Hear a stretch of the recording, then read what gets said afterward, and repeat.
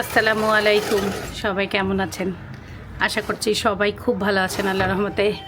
আমরাও ভালো আছি। এই কয়দিন আমাদের উপর দিয়ে যে জ্বর গেল, আল্লাহ আপনাকে যতটুকু কষ্ট দিবে সেটা নিতেই হবে, কিছু করার নাই। এখন আপনাদের সাথে আমি সেদিন কথা বলার পরে আর কান্না করে দিছে, আর কথা বলতে পারিনি। পরে হলো সাইফানের বাবা স্কুল থেকে আসার সাথে সাথেই আম্মুর ফোন আমিও ফোন আমাকেও দিছে, আবার ওকেও দিছে। পরে হলো আম্মুর সাথে কথা বলতে বলতে তখন বাজে সাড়ে আটটা সকাল। ওকে ওটিতে নিয়ে গেছে, নিয়ে যায় ওর বাবু হয়েছে 9:30 বাবুটাকে আম্মুর কোলে যখন দেয়, আম্মু প্রথমেই আমাকে ফোন দিয়ে দেখাইছে বাবুটাকে। একদম সাইফানের মতন লম্বা চওড়া বড় বাচ্চা, মিষ্টি দেখতে, শিমুর মতন গালগুলো দেখতে, আর শরীফের মতন লম্বা চওড়া সব কিছু। বাচ্চা দেখে আর কান্না আমি ধরে রাখতে পারছি না, এত কষ্ট লাগতেছিল যে আল্লাহ সব কিছু দিছে, খালি বাচ্চাটার জানটা দেয়নি। আর শিমু ওটিতে, পরে শিমুর হলো ফুলটা পরে নেই, পরে ওই ফুল 12টার সময় ওকে অজ্ঞান করতে, পরে ওরা হাত দিয়ে কিভাবে ফুলটা বের করছে আম্মুর কাছে, পরে রুমে নিয়ে এসে আম্মুকে দিয়ে যে আপনারা ছবি তুলে নেন, সব পয়জন বের করে ফেলছে তারা।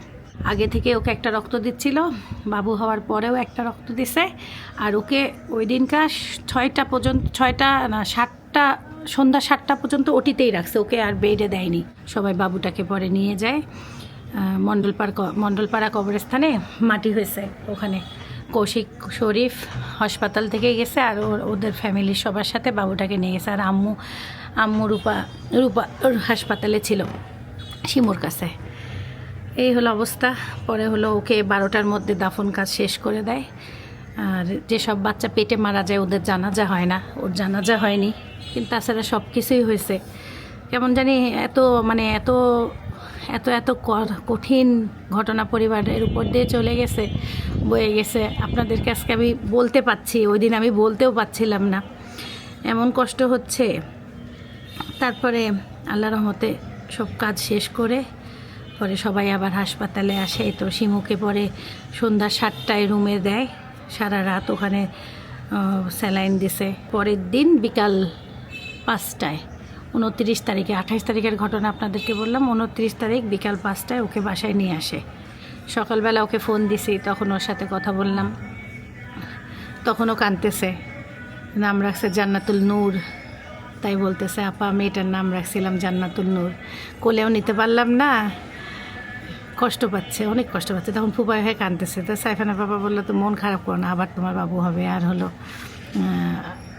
এইবার একটু সাবধানে থাকবা।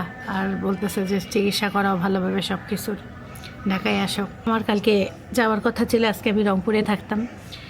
সবাই দেখতে আসতেছে, তখন আরও বেশি কাঁদতেছে। পরে আমরা ডিসিশন নিলাম না, আমিও যাব না। কথা তো সব সময় বলতেছি, ফোনেও কান্নাই হচ্ছে, যে আরও বেশি কান্না হবে, এই জন্য পরে আমরা ক্যান্সেল করছি। আজকে শুক্রবার। এই হলো অবস্থা। সবাই ভালো থাকবেন, দোয়া করবেন, আল্লাহ যেন সবার ধৈর্য ধারণ করার ক্ষমতা দেয়। আর আপনারা অনেকেই দোয়া করছেন ওর জন্য, ও যে বেঁচে আছে আলহামদুলিল্লাহ, আল্লাহর কাছে কোটি কোটি শুকরিয়া। আল্লাহ ওকে আমাদের মাঝে ভালোভাবে ফিরাই আনছে। এখন যেন আবার ওকে আল্লাহ তাআলা সব কিছু আবার ফিরাই দেয়, এটাই দোয়া করি। পরিবারের উপর থেকে এত বড় বিপদ না, কোনো কিছুতেই মনটা ভালো লাগে না, তখন কেমন জানি কষ্টটা অন্যরকম।